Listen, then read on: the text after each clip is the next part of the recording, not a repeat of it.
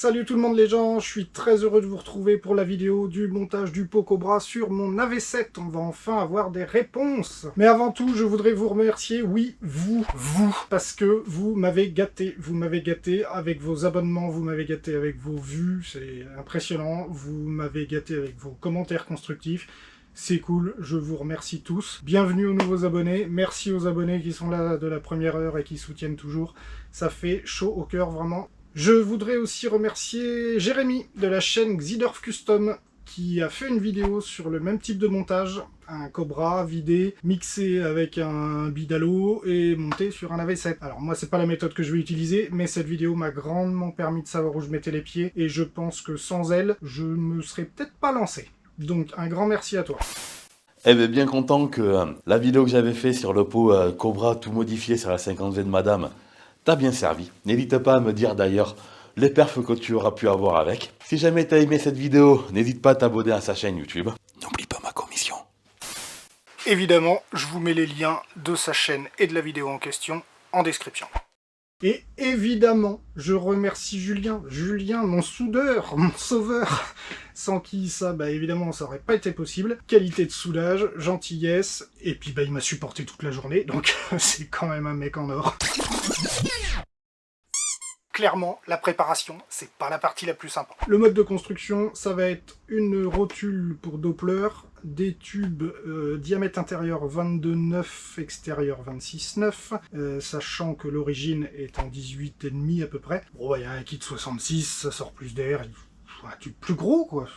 Ça va être bon pour la puissance ou pour le couple, ça va être bon pour quelque chose.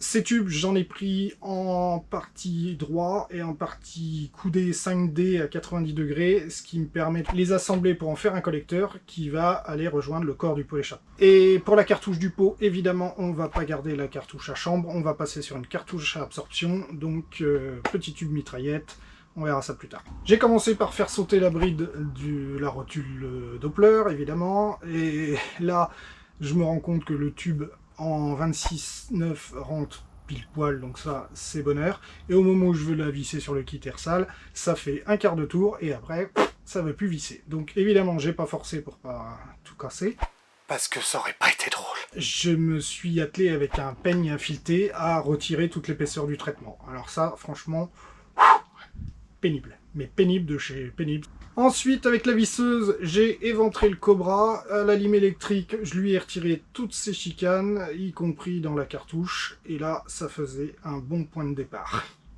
Quand il est vide comme ça, c'est beau, c'est magnifique, j'en pleurerai. Ça demande du temps, mais ça se fait quand on est patient. Ça peut faire un truc propre, donc c'est cool. En parallèle, j'ai la chance au boulot d'avoir des usineurs, du coup je me suis fait tourner des petits embouts en inox, ce qui était peut-être pas une bonne idée, pour pouvoir souder le tube mitraillette dessus. Mais bon, l'inox, ça tient dans le temps, je voulais pas que ça rouille, je voulais pas être embêté à chaque fois que je devais changer la laine avec de la rouille et puis m'arracher les cheveux.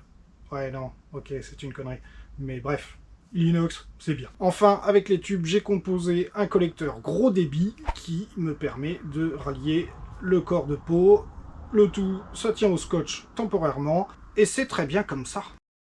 Et ça prépare, demain tout ça, ça part en soudure là-dessus. Oui, c'est bon ça, c'est bon, je suis pressé. La partie soudure, c'est quand même vachement plus sympa, ça avance. Ça commence à prendre forme, Julien soude le connecteur.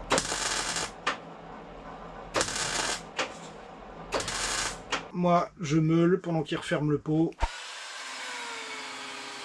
Ça va peut-être du moins chargé en soudure. Ouais, ça va être moins chiant, mais... ça avance bien. Attends, ça rentre pas direct comme ça. C'est beau ça. Ben oui, c'est beau. Qu'est-ce que tu veux que je te dise? Quand on a le talent, on a le talent. Bah tiens, la lecture et le refixe, impeccable. Oh là, ça commence à sentir bon. On pointe, en position. Comme ça? Ouais. Bien qu'on a dit.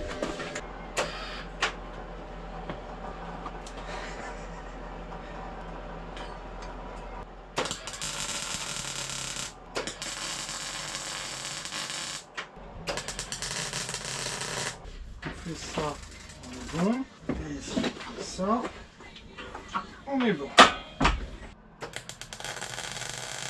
Évidemment, avec mes super embouts en inox, je galère pour percer les trous pour la fixation au rivet. Sa mère, c'est raide comme du chien, putain. Quelle idée de le faire en inox aussi, quel est le trou du cul, quelle est cette idée là. Chapement sur mesure. Hein.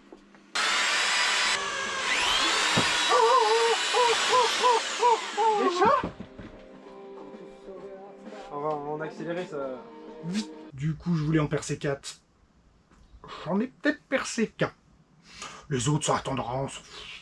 L'important, c'est de tester. On veut des réponses. Bon, pas nickel, mais.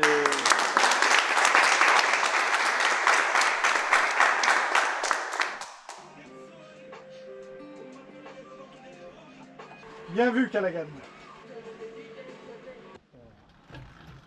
Et ça nous emmène rapidement au premier démarrage. Et hop là. Ah, il y a un plafond. Ça tourne. Ouais. Bah. Zéro. Hein? Zéro. Ah. Ça serait peut-être pas con d'utiliser le starter du coup.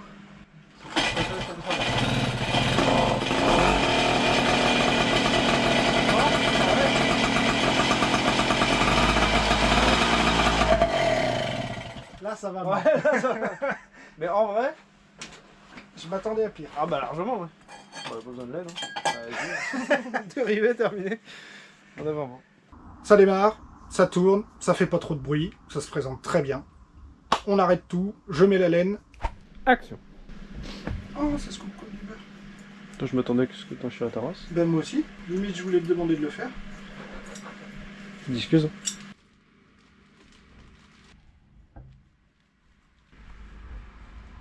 Ça passe, Roger. Eh oui, il le tente.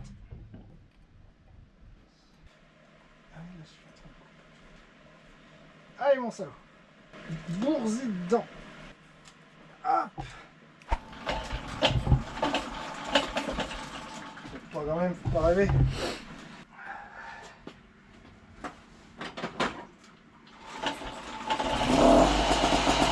Ça va.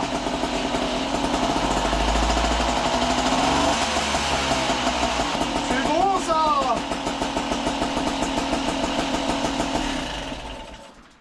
La question c'est qui tu fais, tu reperces de trous ou... Hein? Là c'est le pince à rive TSL. Tu crois quoi toi? Tu vois qu'il y a une pince à rifter. Ah, c'est peut-être ce que j'ai pas. Pose le rivet et on pose le monstre au sol.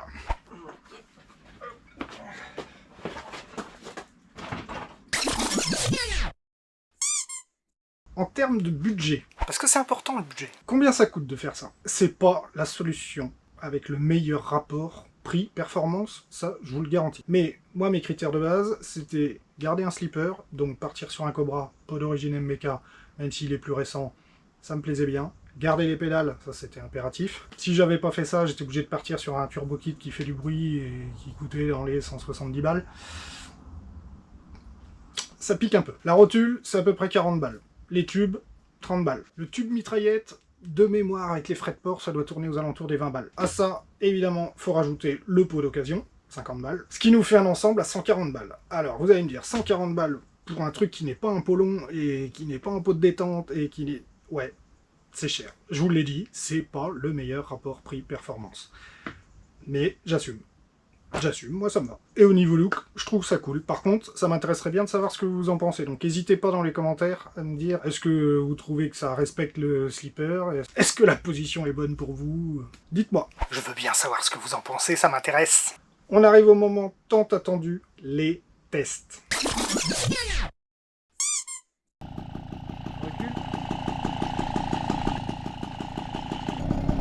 C'est très bon signe que le gaz il sort bien.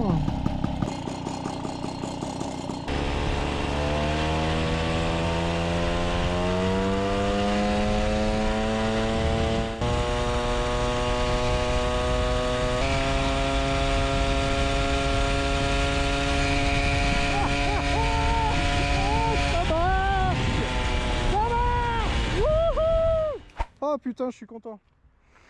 Ça marche bien.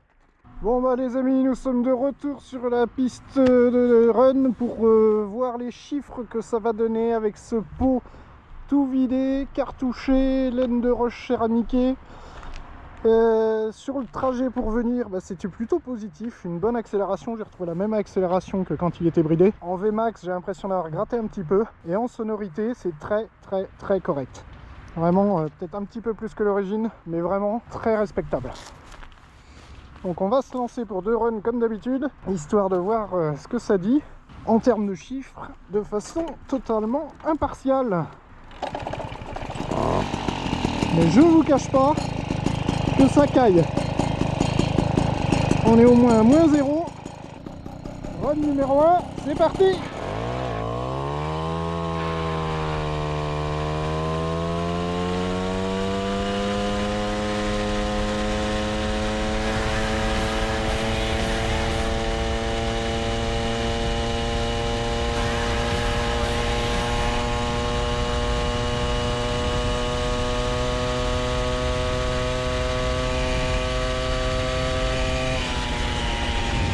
C'est un vrai bonheur, on sent pas qu'elle force, elle se lance déjà direct dans les tours et hop ça part et ça grimpe, ouais non vraiment c'est cool.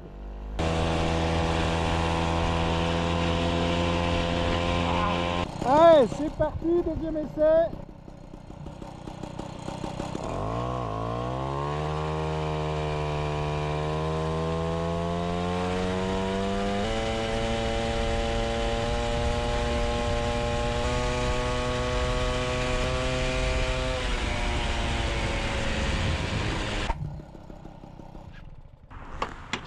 Oh, La batterie elle aime pas. tu m'étonnes. J'ai mangé 25% de batterie en tournant les retours. Bon les amis, les tests sont quand même très concluants. J'aimerais aller faire une Vmax sur la route, voir ce que ça donne. Mais vu qu'il fait -0, je me caille. Je vais plutôt me rentrer au chaud. Et on verra la Vmax un autre jour, lors d'une autre prochaine vidéo. Bah non, évidemment que j'ai pas attendu des siècles et que je vais pas vous refaire une vidéo spéciale pour la vitesse. Moi, je suis déjà rassuré, ça marche bien. Donc retour à la maison.